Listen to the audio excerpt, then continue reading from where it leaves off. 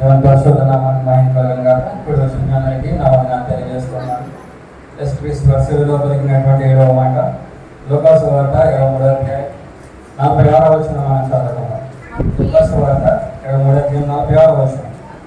అప్పుడు యేసు ఒక శబ్దంతో కేక వేసి, తండ్రి, నీ చేతికి నా ఆత్మను అప్పగించుకొనుచున్నానేమో. ఆయన ఎలాగని చెప్పి ప్రాణం విడిచాను. చదవబడిన వాక్యంలో రెండు విషయాలు మనం చూస్తున్నాం. నేను చాలా క్లుప్తంగా ముగిస్తాను. రెండు విషయాలు మనం చూస్తున్నాం. మొదటిగా ఆయన ఏం చేశాడంటే ఆయన ఆత్మను అప్పగించుకున్నాడు. రెండవదిగా ఏం చేశాడంటే ప్రాణం విడిచిపెట్టాడు. ఈ రెండు విషయాల మీద నేను కొన్ని విషయాలు మీకు తెలియజేస్తాను. అయితే దీని ఆయన ఆత్మను అప్పగించుకున్నాడు కదా, మనం ఒక ప్రశ్నలో ప్రారంభించుకుందాం. మనం చనిపోయే సమయంలో మన ఆత్మను ఏ స్థలానికి పంపించాలనుకున్నాం? మనం బాల్యం నుంచి కూడా దేవుని మందిరానికి వస్తున్నాం. చనిపోయే వరకు, వృద్ధాప్యం వరకు కూడా దేవుని మందిరానికి వస్తున్నాం. అయితే వాక్యం ఎంత విస్తారంగా ప్రకటించినా కానీ దాన్ని నిర్లక్ష్య పెట్టే వారిగా ఉంది. ఒకవేళ మనం రక్షణ పొందకుండా చనిపోయినట్లయితే ఏ స్థలానికి నీ యొక్క ఆత్మను పంపించాలనుకున్నావు అనే విషయాన్ని నేను మీకు జ్ఞాపకం చేస్తున్నాను. అయితే చనిపోయిన తర్వాత నిత్యత్వం రెండు రకాలుగా ఉంటుంది. మొదటిది ఏంటంటే పరలోకం, రెండవది నరకం. రెండూ కూడా అప్పుడు నిత్యంగా ఉంటాయని దేవుని వాక్యం మనకి తెలియజేస్తుంది. అయితే నీ ఆత్మ ఏ స్థలంలో ఉండాలని నువ్వు ఆశపడుతున్నావు? యేసుప్రభు వారిని గురించి తండ్రి యొక్క సాక్ష్యం పలకడం మనం చూస్తాం. ఆయన బాప్తిసం తీసుకున్నటువంటి సమయంలో తండ్రి యేసుప్రభు వారి గురించి ఒక సాక్ష్యం తెలియజేస్తారు. ఏంటి ఆ సాక్ష్యం? ఈయన నా ప్రియ కుమారుడు, ఈయన యందు నేను ఆనందించుచున్నాను. ఈయన నా ప్రియ కుమారుడు, ఈయన యందు నేను ఆనందించుచున్నాను. తండ్రి యొక్క మనము ఎలాంటి సాక్ష్యాన్ని మనం కలిగి ఉన్నాం? మనం చనిపోయే సమయంలో తండ్రి యొక్క నుంచి మనం ఎలాంటి సాక్ష్యాన్ని పొందుకోగలమో మనము ప్రశ్నించుకోవాలి. మనం భూమి మీద చేసే ప్రతి కార్యము, ప్రతి పని, దేవునికి లెక్క చెప్పవలసిన ప్రతి విషయాన్ని బట్టి మన యొక్క నిత్యత్వము ఆధారపడి ఉంటుంది. అది పరలోకమైన, నరకమైన ఆ నిత్యత్వము మనం చేసేటువంటి కార్యాల పైన, మనం దేవునికి లెక్క అప్పగించవలసిన విషయాలపైన అది ఆధారపడి ఉంటుంది.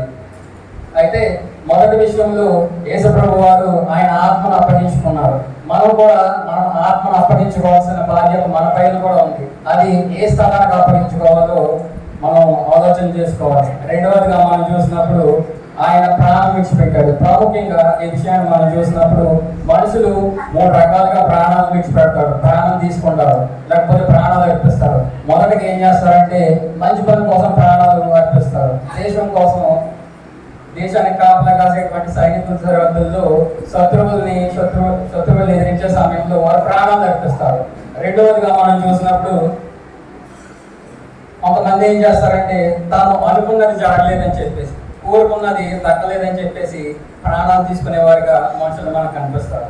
మూడవదిగా మనం చూసినప్పుడు కొన్నిసార్లు అనుకోని సంఘటనలు ఎదురైనప్పుడు, అవమానం ఎదురైనప్పుడు, నిందలు ఎదురైనప్పుడు నేను ఎవరి కోసం బ్రతకాలి, నాకు ఎందుకు బ్రతకని చెప్పేసి మనుషులు ప్రాణం తీసుకునే వారిగా మనకు కనిపిస్తారు. అయితే దేవుని వాక్యం ఏం తెలియజేస్తుందంటే మనం ఎవరి కోసమో బ్రతకట్లేదని చెప్పేసి దేవుని వాక్యం మనకి తెలియజేస్తుంది. నేను ఎవరి కోసమో బ్రతుకుతున్నానంటే దేవుని వాక్యం దాన్ని ఒప్పుకోరు. నా కోసం నేను బ్రతుకుతున్నానంటే దేవుని వాక్యం అది ఎప్పటికీ సమర్థించదు. మనం ఎవరి కోసం బ్రతుకుతున్నామనంటే దేవుని వాక్యం మనకి తెలియజేస్తుంది. రోమీలకు రాసిన పత్రిక 14వ అధ్యాయం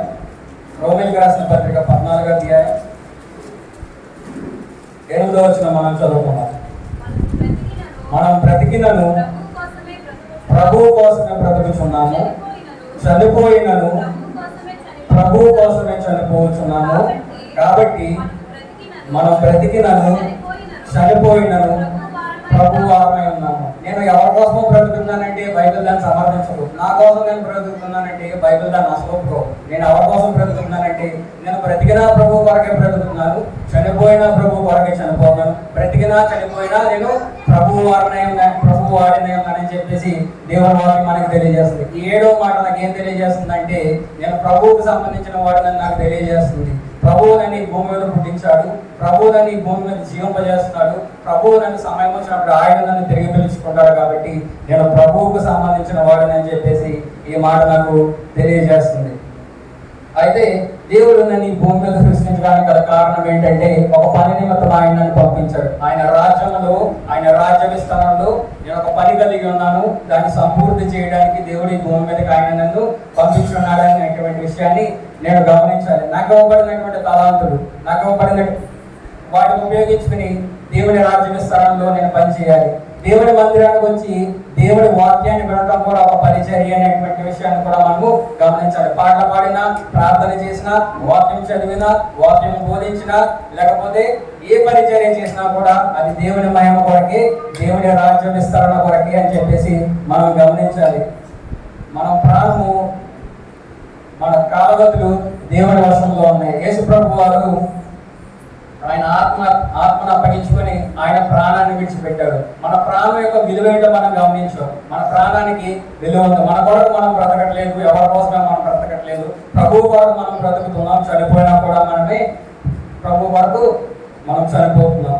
అయితే యేసు ప్రభు వారు సిలువలప్పుడు వరకు నాకంటే ముందు కథనాన్ని 6 విషయాలు మీకు జ్ఞాపకం చేశారు. ఈ 6 విషయాలు మనం జ్ఞాపకం చేసుకున్నప్పుడు మనం గమనించవలసిన విషయం ఏంటంటే, ఆయన శ్రమలు మనం జ్ఞాపకం చేసుకున్నప్పుడు కేవలం ఆయన పైన ఏదో సింపతి చూపించడం కాదు, ఆయన పైన ఏదో సానుభూతి చూపించడం కాదు, ఆయన పడిన శ్రమలకి మన యొక్క స్పందన ఏంటనే విషయాన్ని మనము తెలియజేయవలసిన వారంగా మనం ఉన్నాం. యేసు ప్రభు మన కొరకు చనిపోయారు కాబట్టి మనం ఆయన కొరకు బ్రతకాలనేటువంటి విషయాన్ని నేను జ్ఞాపకం చేస్తున్నాను. బట్ మనం బ్రతకాల్సింది ప్రభు కొరకు కానీ సాధారణ కొరకు మాత్రము కాదు. మనం నెరవేర్చాల్సింది దేవుని చిత్తాన్ని కానీ ప్రభు చిత్తం మాత్రమే కానీ అపవాది చిత్తాన్ని మాత్రము కాదని నేను మీకు తెలియజేస్తున్నాను. దేవుని వారిని మనకి తెలియజేస్తుంది, సిలువను కూర్చున్న వార్త నశించు వారికి వెళ్తాం కానీ రక్షించబడుతున్న మనకి దేవుని యొక్క శక్తి. ఈ మాట ఎవరో బయట అన్యుల గురించి చెప్పట్లేదు, సంఘంలో ఉన్న వారి వరకు కూడా ఇది వర్తిస్తుంది. బాల్యం నుంచి మందిరానికి వస్తారు, వృద్ధాప్యం వరకు వస్తారు. రక్షణ పొందమంటే, బాప్తిజం తీసుకోమంటే దాన్ని నిర్లక్ష్యం చేస్తారు. ఎంత గొప్ప రక్షణ మీరు నిర్లక్ష్యం చేసిన ఎలా తప్పించుకుందామని చెప్పేసి దేవుని వారిని మనకి తెలియజేస్తున్నారు. పాపాల నిమిత్తం బలి అర్పించబడింది. ప్రభువు యేసుక్రీస్తు వారు పాపాల నిమిత్తం తన ప్రాణాన్ని అర్పించడం జరిగింది. ఈ పాపాల నిమిత్తం బలి, ఈ యొక్క రక్షణ నిర్లక్ష్యం చేస్తే కనుక దీనికి పాపానికి మరొక బలి లేదని చెప్పేసి హెబ్రీ గ్రంథకర్త మనకి తెలియజేస్తారు. యేసు ప్రభు వారు ఆయన ప్రాణాన్ని అర్పించడం ద్వారా మన పాపం నుంచి విమోచించి ఆయన పవిత్రమైన రక్తంతో ఆయన కొనుక్కున్నాడు. కాబట్టి మనల్ని కొనుక్కున్న తర్వాత మనకి ఇవ్వబడినటువంటి గొప్ప ఆధిక్యత ఏంటంటే, పేతురు రాసిన మొదటి పత్రిక ఆయన మనల్ని కొనుక్కోవడం ద్వారా ఆయన మనకిచ్చినటువంటి ఉన్నతమైన స్థితి ఏంటంటే, మనం ఆలోచన చేసినప్పుడు పేతురు రాసిన మొదటి పత్రిక 2వ అధ్యాయం 9వ వచనం మనం చదువుకున్నాం. అయితే మీరు చీకటిలో నుండి ఆశ్చర్యకరమైన తన వెలుగులోనికి మిమ్మల్ని పిలిచిన వారి గుణాతిశయములను ప్రచురము చేయ నిమిత్తము ఏర్పరచబడిన వంశమును, రాజులైన యాజక సమూహమును, పరిశుద్ధ జనమును, దేవుని సొత్తైన ప్రజలై ఉన్నారు. నేను ముందుగా మీకు జ్ఞాపకం చేశాను, మన ప్రాణానికి విలువ ఉన్నది. ఇది విలువ పెట్టి దేవుడు తన రక్తంతో విలువ కొన్నాడు. యేసుప్రభు వారు విలువైన రక్తంతో మనల్ని కొన్నారు. కాబట్టి ఆ విలువైన రక్తం ద్వారా కొనడం ద్వారా మనకి ఇవ్వబడినటువంటి ఉన్నతమైన స్థాయి ఏంటంటే, మనము రాజులైనటువంటి యాజక సమూహం అని చెప్పేసి దేవుని వాక్యం మనకు తెలియజేస్తున్నారు. పాత నిబంధనలో యాజకుడు ఒకడే ఉండేవాడు, కానీ కొత్త నిబంధనలో ఆయన ప్రాణం పెట్టిన తర్వాత మనమందరం కూడా రాజులైనటువంటి యాజక సమూహం, పరిశుద్ధమైనటువంటి జనాంగం, దేవుడి సొత్తు అయినటువంటి ప్రజలము. ఇటువంటి ఉన్నతమైన స్థితి మనకి ఎలా వచ్చిందంటే, ఆయన సిలువలో ప్రాణాన్ని అర్పించడం ద్వారా మనకి ఇది కలిగింది. అయితే అందరూ ఇది పొందుకుంటారంటే అందరికీ రాదు. ఎవరు వస్తుందంటే, ఎవరైతే ఆయనకు విధేయులై జీవిస్తున్నారు, ఆయన వాక్యానికి లోబడి జీవిస్తున్నారు, ఆయన రక్షణ పొందారు, వారికి ఈ గొప్ప ఆధిక్యత లభిస్తుందని దేవుని వాక్యం మనకి తెలియజేస్తుంది. 2 విషయాలు మీకు జ్ఞాపకం చేశాను. ఆయన తన ఆత్మను అప్పగించుకున్నాడు. మనం చనిపోయే సమయంలో, మన ఆయువు తీరే సమయంలో మన ఆత్మను అప్పగించుకుంటే అది ఎక్కడికి వెళ్తారో మనం జ్ఞాపకం చేసుకోవాలి. అది ఎలా తెలుస్తుందంటే, మనం ఏ స్థితిలో ఉన్నామో జ్ఞాపకం చేసుకోమని దేవుని వాక్యం మనకు తెలియజేస్తుంది. నువ్వు ఏ స్థితిలో పడిపోయేవో జ్ఞాపకం చేసుకుని నీ మొదటి ప్రేమను మాట్లా ప్రారంభించని చెప్పి దేవుని వాక్యం మనకు తెలియజేస్తుంది. అది చేయకుండా ఉంటే కనుక మనం ఎక్కడికి వెళ్తామో మనకి ఒక క్లారిటీ వస్తుంది. రెండవదిగా మనం జ్ఞాపకం చేసుకున్నప్పుడు ఆయన ప్రాణం విడిచిపెట్టాడు. నేను ప్రాణం పెట్టాల్సింది ఒక మంచి పని నిమిత్తం, కానీ అనవసరమైన విషయాలకి నా ప్రాణం నేను తీసుకోకూడదు. ఎందుకంటే నా ప్రాణానికి ఒక విలువ ఉందని చెప్పేసి దేవుని వాక్యం మనకి తెలియజేస్తుంది. మూడవదిగా మనం చూసినప్పుడు ఆయన మనం కొనుక్కోవడం ద్వారా మనకి ఇచ్చినటువంటి ఉన్నత స్థితి ఏ విధంగా ఉందో, ఎలాంటి స్థితిని మనకి ఇచ్చారో మనం చూసాం. కాబట్టి ఎవరైతే రక్షణ పొందున్నారో వారందరికీ ఇంకా ఎంతమంది అయితే రక్షణ పొందవలసి ఉన్నదో వాళ్ళందరూ ఒకసారి ఆలోచన చేసుకోవాలి. దేవుడిచ్చేటువంటి ఉన్నత స్థితి, ఆయన మనల్ని పరిశుద్ధ జనాంగంగా పిలుస్తున్నాడు, రాజులైనటువంటి యాజక సమూహంగా పిలుస్తున్నారు. మీరు నా సొత్తు అని దేవుడు పిలుస్తున్నాడు. ఎవరిని పిలుస్తున్నాడంటే ఆయన అంగీకరించిన వారికి. ఎవరిని పిలుస్తున్నాడంటే ఆయనకు లోబడిన వారికి.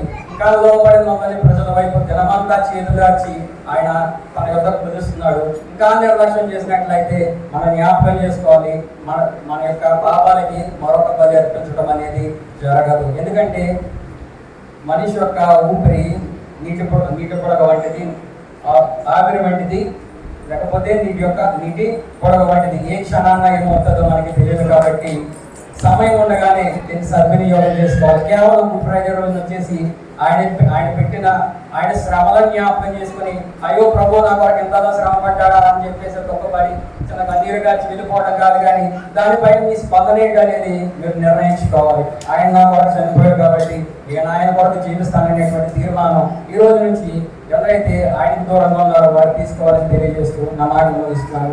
దేవుడి మాటలు దీవించును గాక.